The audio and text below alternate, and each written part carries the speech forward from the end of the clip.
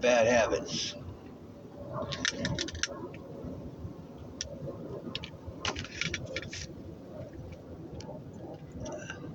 144,001. I am the end one. There's going to be another tribe, 13th. You know how when the pilgrims came over, they set up 12 colonies, and the 13th was Washington, D.C.? It wasn't their time. It's Washington, D.C. There's some Native Americans here that have it coming. They made a deal. They made a deal to bury, quote unquote, basically the body of Jesus came here. And they buried it here in Washington State. This is the promised land. If you want to know more, I'll tell you, but it doesn't, you know, doesn't really affect what I'm here to do. I'm here to wake you up. You heard of the 27 Club? Well, those are all young men who died at the age of 27 who were very famous, but they died of unnatural causes. People say they made a deal with the devil. They didn't make a deal with the devil. They made a deal with God. And they're waiting. And many of them wrote to me, or in some way, somehow said hi. God calls me Ono, or Onan Roy. It was a promise in the Revelations. I did something called onomancy and figured it out. I didn't know what I was doing at the time. The Spirit led me. A full-blown human by the time I was adopted by the Spirit. But I was set apart, even from my birth.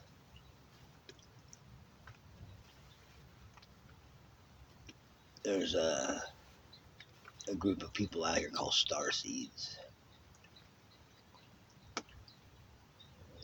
I don't know if they're legit or not, but if they are, they're set apart. A lot of people think they're chosen. Well, what are you chosen for? I know what I'm chosen for. All those ones that were in the 27 Club. Now, they're coming back. Jesus was one of those. There's been many. But it wasn't just men that were the age of 27. There's the 12 disciples. They were set up for a reason. And those spirits branched out. And the Spirit of God was upon them. Anyway, a lot of young men gave their lives. A lot of men gave their lives. And I must say a few women probably did too.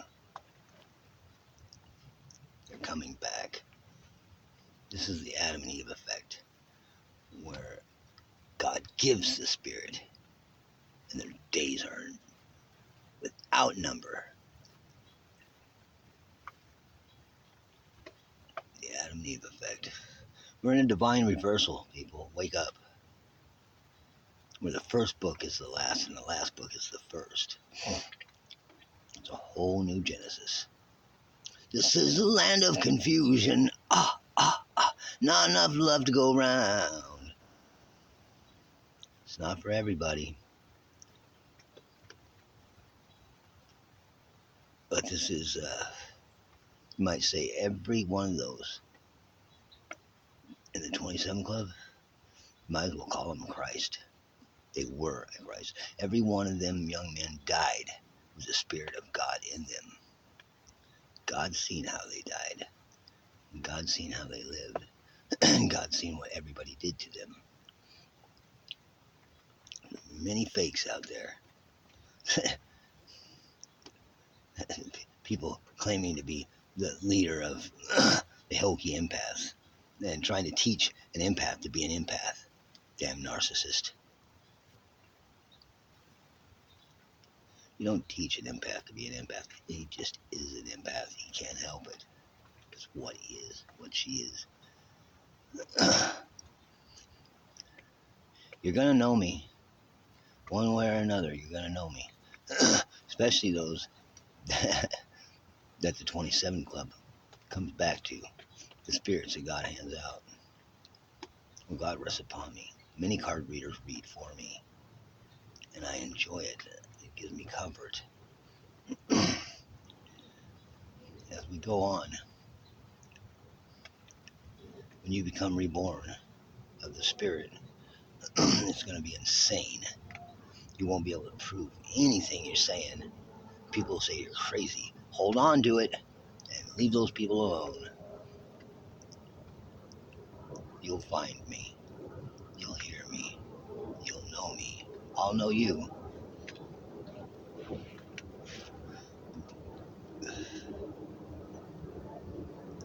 My name is Donovan Roy Driscoll. God calls me Onan Roy. We'll go into that into depth if you really need me to. But I just need you to wake up and believe. Jesus wasn't the only one. He stands on a mountain with 144,000 just like him, asking God, when do we get our revenge? Remember that saying, all dogs go to heaven? All dogs are heaven to a spirit, and so are people. You are the heaven that those angels come down and kick the dragon and his angels out of. Oh, you can let it go if you want to, because you have free will for this. But you've never had free will on this earth when it came to the spirits that are here. You are very low on their totem pole.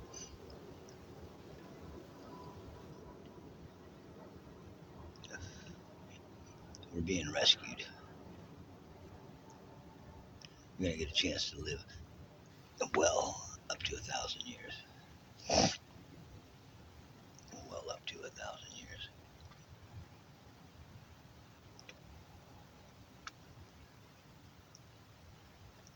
Come with me. I'm the guy. I claim to be the seal breaker, but I'm much more. Chapter 5 of Revelations. They're waiting. Wait no more. I've been saying this and doing this for a while now. But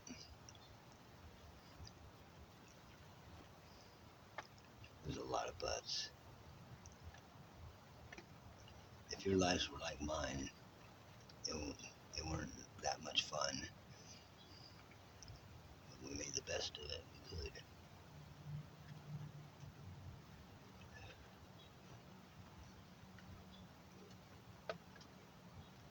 So what? You think God really cares that I smoke? No. Well, he might. She might. Just remember, test all spirits and prove everything. Prove everything you say.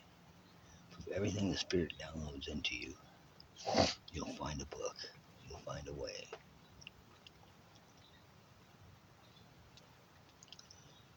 There's a lot of people out there that think they're chosen because the spirits tell them they are. When you go through your rebirth, you'll be batshit crazy. So it will seem, but you'll know. You'll know. You'll know my voice. We're here. The New Jerusalem, Washington State. Lewis and Clark were not wrong when they came up through here looking for the Northwest Passage to the Promised Land, the land flowing with milk and honey.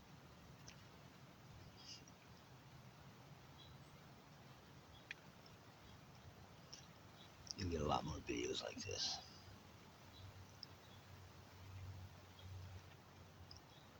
There's a lot of things that aren't open for debate. A lot of things that aren't open for debate. I don't care.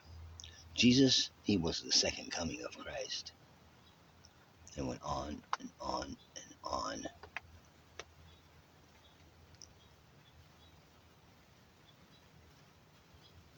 I'm here for you.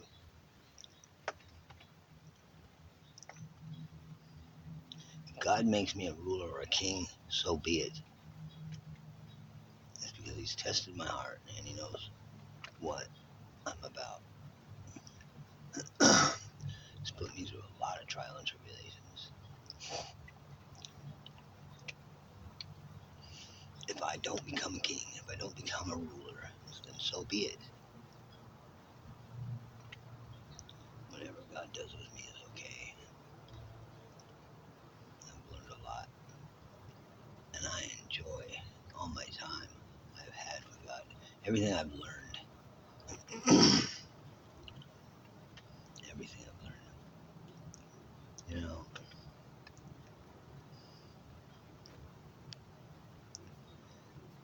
I know that the Israelites have been coming to this area for a long time.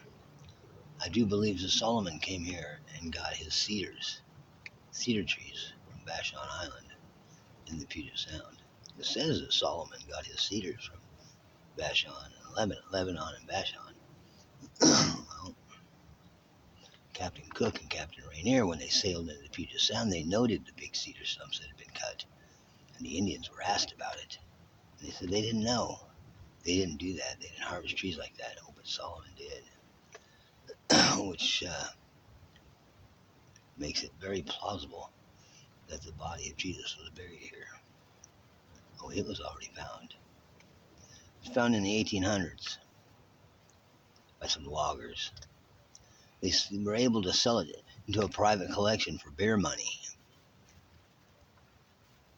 It's been found, and he's in a private collection.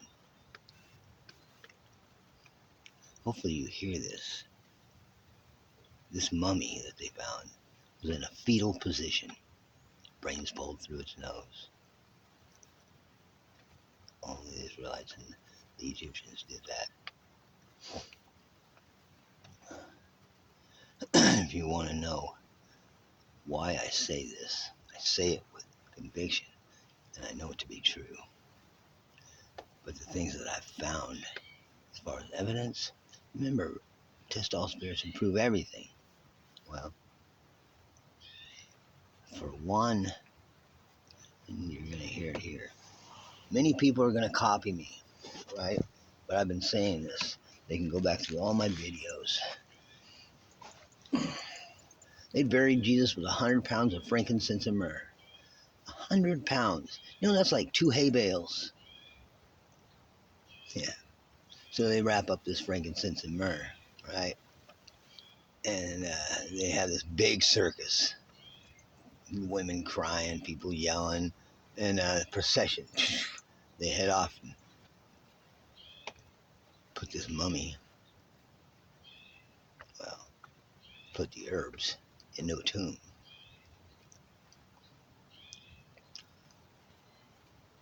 While they put Jesus, hid him in a wicker basket, sent him off in a ship after that whole big circus took off. That ship got here very quickly, might I add, because of the currents. They don't waste no time. Maybe a couple weeks, and it was here. Now, 3 days after this happened, the women, his mother, and a couple others, they were caught. I say caught, right? They were caught. This is in the Bible, right? They were caught red-handed, sneaking out of the tomb in the dark, 3 o'clock in the morning. And they had these huge baskets of herbs, 3 big baskets of herbs, right? And they tell the disciples and all those that caught them that they were bringing those there to prepare the body of Jesus as is custom for Jewish burial. Bullshit. They unwrapped the herbs, put them in the baskets, and were sneaking out with them. And they were not prepared to get caught. You know why I say they weren't prepared? They thought they were going to be smooth, slick, and get out and get those herbs back into town. It didn't happen. Now,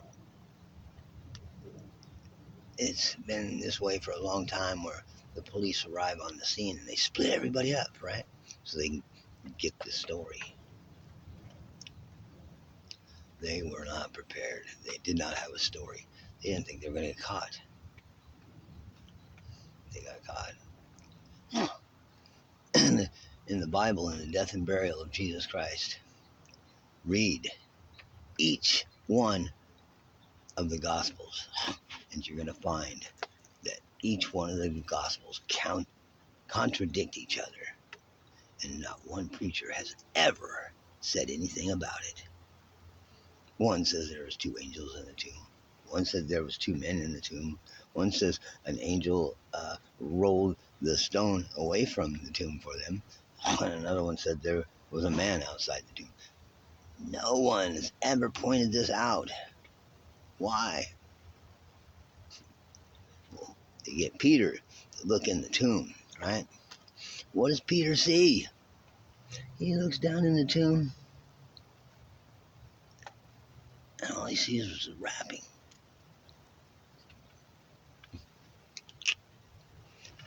All he sees is the wrapping. Where'd the 100 pounds of frankincense and myrrh go? He doesn't see that. Is that so important that zombie Jesus gets up and like, whoa, these herbs are very expensive. Better take these with me.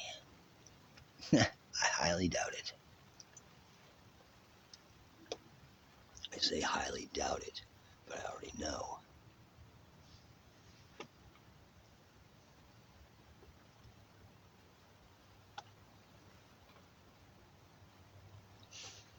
The Seattle PI covers the story of them finding this mummy. It's here. It's out there somewhere in somebody's collection. Now, I've solved that one, right? Everybody's looking for the body of Jesus, right? I've solved it. Done found. He's in safekeeping, I must say that. Seattle PI says he was judged to be about 200 to 300 years old. The mummy was. They need to carbon date that mummy because he's 2,000 years old.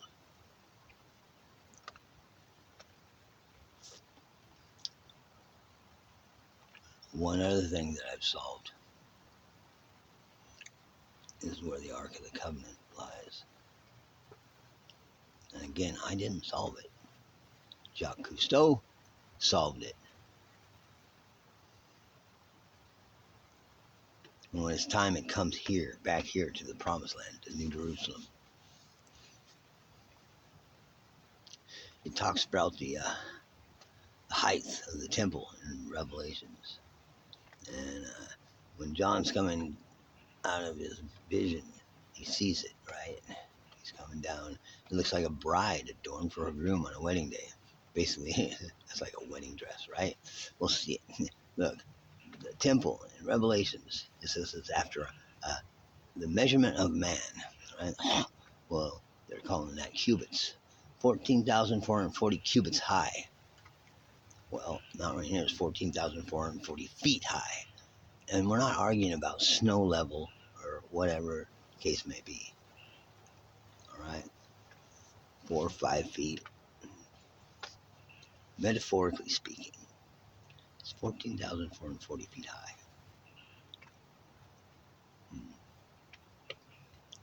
It talks about the emerald rainbow around the throne in the New Jerusalem. Seattle is known for the Emerald City, as the Emerald City. And we're also known for the 12th man, remember, metaphorically speaking. What more do you need from me? I'm just a man, chosen by God. My destiny has been written. It's kind of a Funny feeling. It's very overwhelming at first when you find out that you have this biggest destiny a human being could ever have.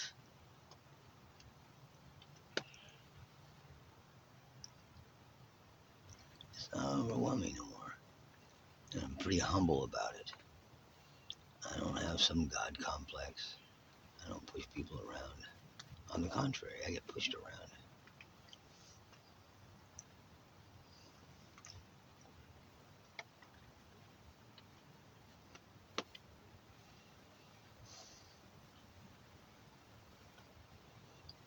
Everything that I've said, though, like what I said about the Seattle PI, what I said about the 100 pounds of frankincense and myrrh, what I said, there's so much of it you can go check out yourself.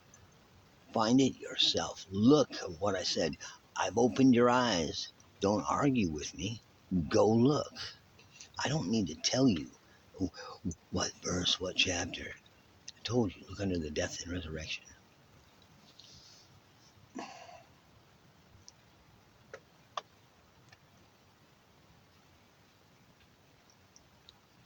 Your eyes are open. I opened them. Wake up. Not everybody's going to get this, but this is the start of the Adam and Eve effect. Everything's reversed. We're in a divine reversal. First book is the last book is the first. So everything's reversed. God doesn't take the spirit away.